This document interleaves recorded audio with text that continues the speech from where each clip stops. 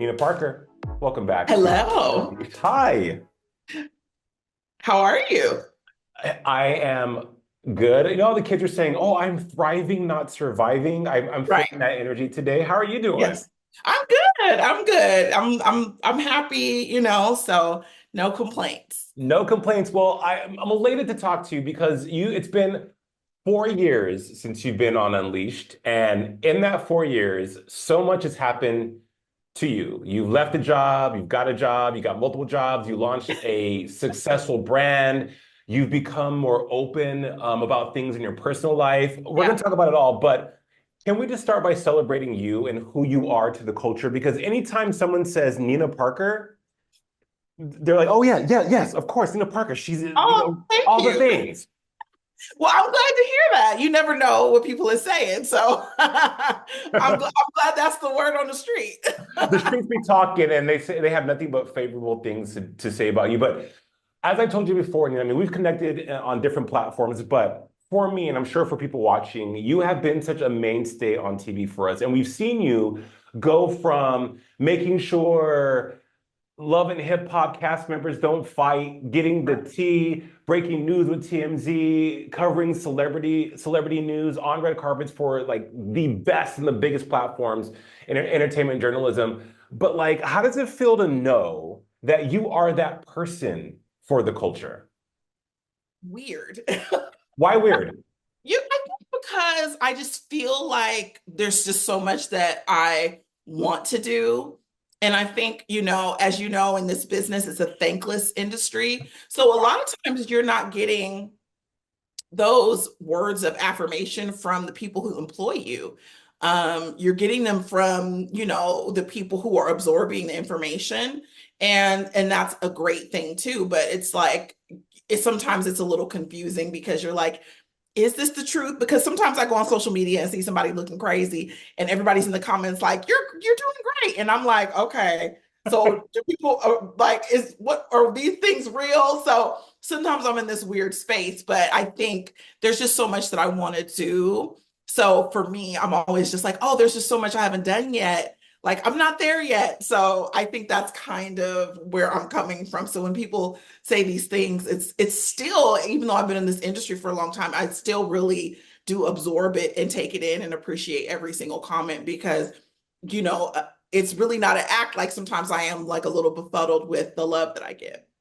Oh, and it's shocking and not shocking to hear that because I get you. When you work, I mean, you've worked for CBS, The Insider, E. I mean, you've been everywhere. Like I said, on some of the biggest platforms in television, period, right? And Right. people come to you for your talent, your expertise, your energy. I mean, Nina, you have what they call BDE. And not to put gender specificity on anything, but like when Nina Parker is on TV, when Nina Parker walks into a room, there is an energy that is commanding, that Oh is gosh. pure, that is present. It's palpable, like Oh, seriously. thank you. I really appreciate that. Yeah, for sure. And to hear that you didn't receive that validation, not using validation in the sense of that you Right. needed that, but we are, as talent, we give of Yeah. ourselves from a very visceral, emotional Yeah. space to Yeah. be judged. Right. And we kind of have this, I'm going to do a Grey's Anatomy quote, pick me, choose me, love Right. me, kind of thing, Right. Right. right? But when we don't get that, no matter how strong the foundation is, how much we know how dope we are, Right. it kind of, even no matter how old you get, it makes you feel Right. like, well, am I really that dope? And so to hear you say that, I'm Yeah, shocked because like, I think we all feel the same way because I think if you're in entertainment, and especially if you're in front of the camera, it's a lot of mind games and trickery with this industry. It's a very toxic relationship. And we experience things you experience in a relationship that's toxic, like gaslighting and when you find something really healthy, you want to really hold on to it because it is rare to have healthy relationships because this industry is really fickle. And I think for me, I had a really good advice from her name is Melanie Bromley. I love worked with Melanie her. Bromley. Yes, Melanie Bromley. And she said to me something that's always stuck with me. And she's like, you can't believe everybody that loves you and you can't believe everybody that hates you. You Hmm. know, it was really a moment for me where it was like, you've kind of got to have this middle ground. And ultimately, what I just decided to do was do the things that I was proud of, do things that made me happy. And whoever loved it and messed with it, they messed with it. And those who didn't, it wasn't for them. I really stopped trying to do things to be accepted and just started doing my own thing. Is And that that's really where, where I feel like I thrive.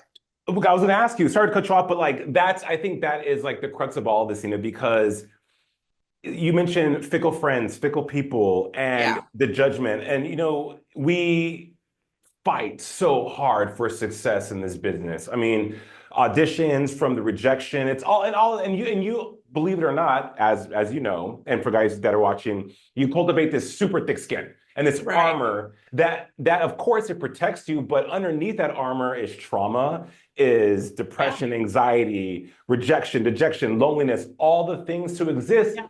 in this business that's like it's not curing cancer. No one gives a shit, but we give it Yeah. we And you give know, it that still get importance. yeah, and there's a lot of people who are going through things over the years who have reached out to me and said, look, like I am going through this illness or I am going through a hard time. And this is an opportunity to laugh or take my mind off of things. So it's like, everybody serves their own purpose. We are definitely not out here digging ditches and we definitely not out here curing cancer, but there's something to be said for entertaining people and keeping their minds off of things that could be heavy for them. For sure. How do you let go, Nina? Because I think that's something that ultimately what this all leads to is you said you started doing things that you were passionate about, and that's where you started thriving. But in order to get to that space, in order Yeah. to be okay with that, you had to come to Jesus and be like, I am Yeah. letting go of this to make room for that. How did that happen for you? You kind of have to kill a part of yourself, that ego. You got to die. There's this book I read that calls You Got to Die to It. It's a book called Broken Open, and it's a book about grief and loss. And it's helped me in other areas of my life where there's a portion of the book where it says there's things you need to that your mind has to die to.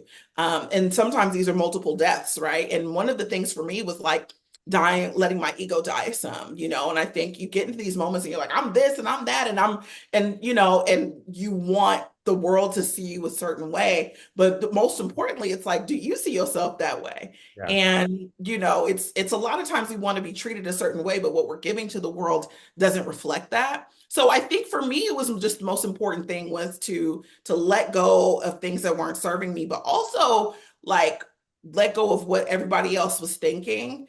And you listen, I'm a Black woman, I'm a plus size Black woman, I'm opinionated. So there were already so many things that people had opinions about before I even opened my mouth. So for me, I was like, I had to accept the fact that I wasn't going to make everybody happy. And I had to do the work, decide what I wanted to do, what I wanted to give the world, and also accept the fact that there are going to be people who don't rock with me. And that's going to be perfectly fine. And it wasn't my business.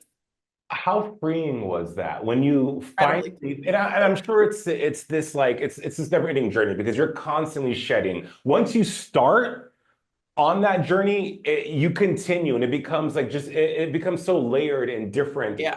But when you had that moment where you felt like you could exhale, hey, like you were waiting Yeah. to exhale. But what did that feel like? And what was that moment? It felt peaceful because it wasn't only like this place I came to in my working life. I decided that this was going to be a full like 180. This was going to cover my friendships, my relationships, working life. This was going to be my mantra across the board. And then it gets lonely, right? Because then it's like you clear out Yeah. all this excess stuff and things that were muddled and noises and people. And when you clear that out, a lot of times you're by yourself, and you've got to rebuild. And this is something that I find as I get older happens multiple times. It's not just once. I think like when I entered my 30s, I had to do a cleanse. And now I'm in my 40s, I'm doing the same thing. And you grow and you learn. And for me, I think in my 30s, when I had this cleanse of friends and relationships, it was really tumultuous for me. Now my 40s is incredibly peaceful. I'm like, bye. But also I enjoy my own company more. I feel like I'm making healthy decisions. I'm in therapy, I'm reading books, like I'm doing the work. Everything is centered around choosing myself. I'm choosing myself. And before I was always choosing others. I was Yeah. always choosing others. And now I'm choosing me. and it's just a completely different experience. How revelatory is that? And Nina, I feel you on the loneliness because I'm right there. Like the cleansing, and Yeah, it's so hard because a part of you, I don't want this to freeze so one second. A part of you is like, not that you're bitter, but you feel like you've invested and poured from these cups into things, sure. purposes, to have reciprocity. And then the times where you really needed that reciprocity, be it Right. Totally. leaving a job, or like how the curveballs and the people you thought would show up that didn't, you're like, well, damn, like, okay. And then so you're mad about that, but you're also mad for being foolish to have again poured from this cup of kindness, generosity, consideration. And you should never change that. That's how who you are Right. at the core. Continue. But you also say something like I said that's revelatory is that you are choosing you. And by choosing you, things are also choosing you too. Like, Yeah. Yeah. and I've The seen you world changes. but like I've seen you flourish, Nina Yeah. Parker collection. You launched that what, 3.5 years ago? Yeah. 2021. Boom. And at Macy's, people wearing it on social, celebrities. It's Right. like just everyone. Now here we are 3 years later, multiple drops. You're a bona fide brand that is not dependent upon an EP, a producer, Right. an AP, like all these people that want to tell you how to be Nina Parker. You're like, Right. no, I'm gonna show you how Nina Parker rolls. That has to feel incredible. Yeah, it does. And listen, entertainment is a weird place right now. It's if you talk to people in the industry, it's a rough time.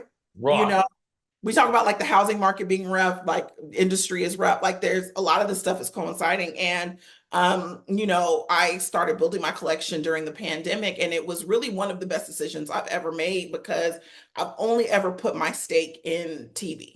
Yeah, yeah. This was the first time. This was one of those things in trusting myself where I was like, I don't even have a background in fashion, but I'm gonna try to make this work because this is just really stuff off. I'm the street fashion. And it really was more of a lesson though about looking for my purpose.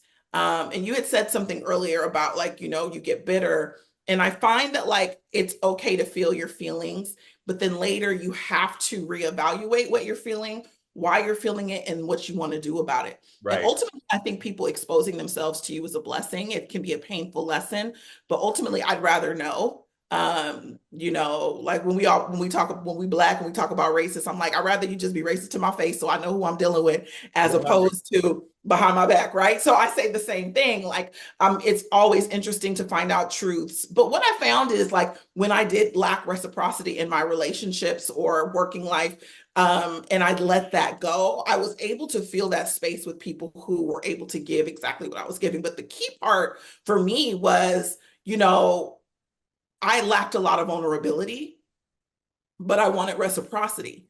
Yeah. And if I wasn't able to be clear with people and vulnerable enough to let them know my intentions and what I needed, I found that I wasn't getting it back. But it also was because I failed to communicate a lot of my needs and wants with people. And then I was surprised when I didn't get it reciprocated. So those are also lessons. I feel like a lot of lessons people tend to make it about other people. And what I've tried to do later in my life is to make these kind of center it so I kind of be like, okay, how can I improve this?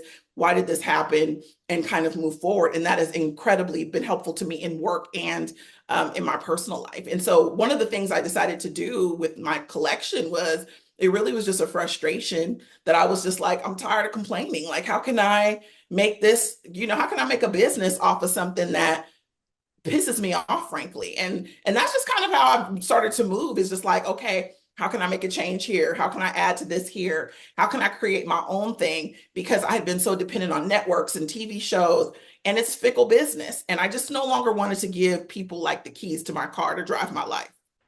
I'm eternally a fan, Nina. You have changed my life as far as being an on-camera professional. I've watched you, I've grown from you, I've learned from you. Your kindness has always been so valuable to me because in a space where everyone's trying to get something and people are trying to be successful, a lot of people turn a blind eye to people reaching out, wanting to connect, or a lot of us are invisible because when we're not on something that's cool or or at a level where people deem we're worthy of an interaction. So I'm always so grateful for you taking the time. And hey, you guys, you can check out Nina on TBS Friday Night Vibes. Trust me, it's really good TV. And also follow Nina on social. Where can they do that at? That Nina Parker across all socials.